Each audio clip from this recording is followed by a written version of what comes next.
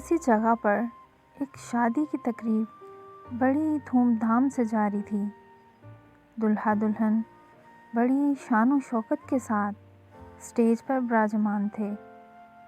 اچانک سے دلہن نے دیکھا کہ دلہا کی ماں اسٹیج پہ آ رہی ہے۔ اس نے دلہا کے کان میں کہا، اپنی ماں کو یہاں سے اتارو کیونکہ یہ مجھے پسند نہیں ہے۔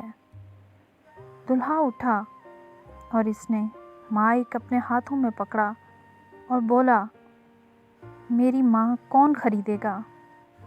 میری ماں کون خریدے گا؟ حال میں سناٹا چھا گیا۔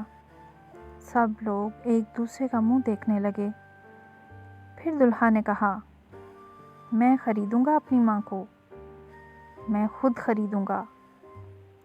اس نے شادی کی انگوٹھی اتار کر پھینک دی اور اپنی خود غرض بیوی کو بھی طلاق دے دی اور اپنی ماں کے قدموں کو بوسہ دے کر بولا، میں نے نفع کا سودا کیا۔